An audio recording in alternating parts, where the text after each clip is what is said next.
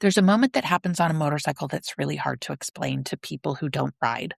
It's not about speed. It's not about looking cool. And honestly, it's not even really about the motorcycle itself. It's that moment when the noise in your head finally goes quiet. And for me, as a woman over 50, that feeling is precious and life-changing. Welcome to Hot Flashes and Horsepower. I'm Shell, road name Pass Out, and this podcast is about motorcycles, reinvention, freedom, relationships, aging unapologetically, and figuring out who the hell you are when life stops looking like the version you originally planned. This episode is called Midlife, Full Throttle. Today, I want to start with the question I get asked more than any other. Why do you ride? It's so dangerous. It's so scary. Why do you do this crazy thing? And the answer is, truthfully, there isn't just one answer. There's probably 100 of them. So I figured, let's start with how I got started with this biker thing. I didn't grow up riding motorcycles. I grew up in Southern California, Huntington Beach specifically, where motorcycles were always kind of there. They were around, like you'd hear Harleys long before you saw them, sport bikes cruising up and down the coast, down PCH, beach culture, freedom culture, road culture. It was all kind of woven together. My own dad rode a motorcycle when I was very young. I dated a couple guys who rode motorcycles. I got my first taste of throttle therapy as a teen. Yeah, I hopped on the back of some dude's bike with no gear and all the trust in the world. But I took a pretty traditional path in life, generally speaking. I became an elementary school teacher and a mother. And if you've ever been a mom or a teacher, especially a female teacher, you know how deeply your identity becomes wrapped up in being responsible for everyone else. You are the dependable one, the safe one, the structured one, the needed one. I later transitioned into education technology, corporate life, customer success, sales, professional development, calendars, KPIs, Zoom calls, all of that. And somewhere in the middle of it all, I think I slowly became disconnected from myself, not in some big dramatic movie scene kind of way, just, kind of gradually, quietly. I let it go. I think a lot of women in midlife understand exactly what I mean when I say that. One day you wake up and you realize something huge. You've spent years being who everyone else needed you to be, but you can't remember the last thing that you did that made you feel truly alive. That's where motorcycles entered my life. My 20-year marriage had just ended. My kids were grown or mostly grown. And I spent a couple years really focused on my healing, my health and fitness, my career, and pouring into my one remaining child at home, my high school age son. There I was. I was still safe. I was still reliable, still structured. And then I met Indo. I wasn't planning on ever getting into another serious relationship, but, Cupid had other plans for me. And Indo doesn't just ride a motorcycle. He's a biker. He's in an MC. Riding is central to who he is. So at first, I was just fascinated by the feeling of riding on the back of his bike, the sound, the presence, the confidence that riders carry. I was having a great time. And Indo kept telling me I should learn to ride my own bike. And I kept telling him he was nuts. That was never going to happen because, me, I'm Miss Dependable, safe, and structured. I would never. But after about a year of dating, I figured it would be kind of fun, to surprise him on his birthday. So I took the Motorcycle Safety Foundation basic rider course and got my M endorsement. I signed up for the class secretly. And in June of 2023, I got on a motorcycle as the rider for the first time. And that was it. It was all over for me. There are moments in life where something instantly feels like it was waiting for you all along. And getting on that motorcycle, that was it. That was riding for me. Not because I'm fearless, actually quite the opposite. I was absolutely terrified. But I realized something really, really important, that fear and excitement feel almost identical within your body. And motorcycles taught me that maybe I didn't need to eliminate fear completely in order to live fully.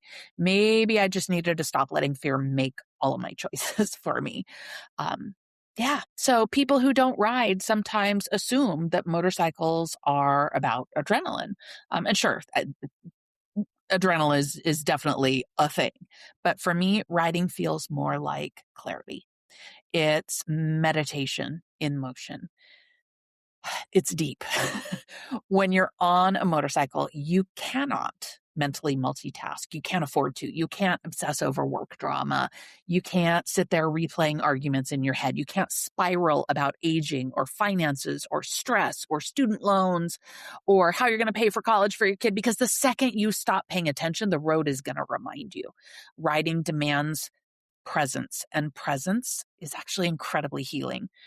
There's also something very deeply empowering about controlling a machine that people assume you shouldn't be riding, especially as a woman over 50. Society has these weird expectations for women as we age.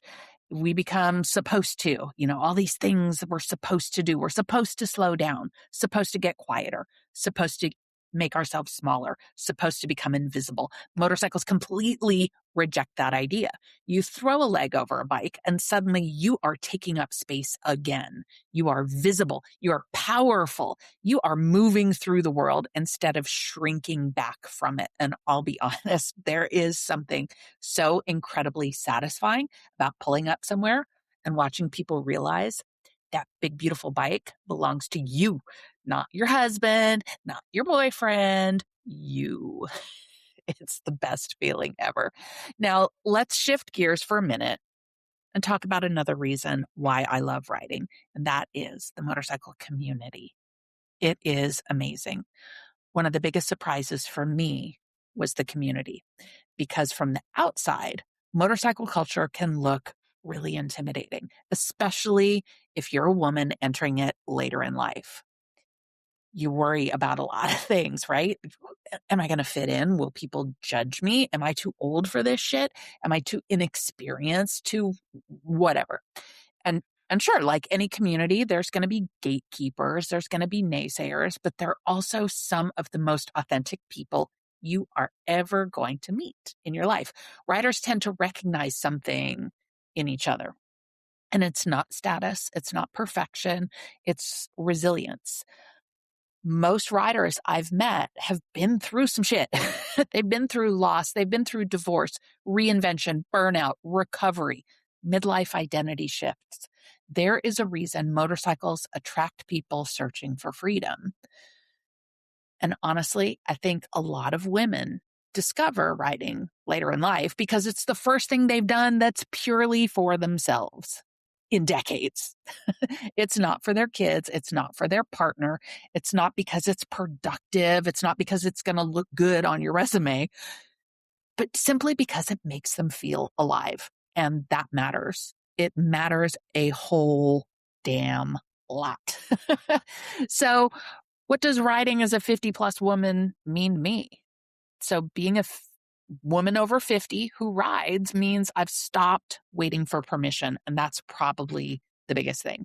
When you're younger, you spend so much time trying to build the right life.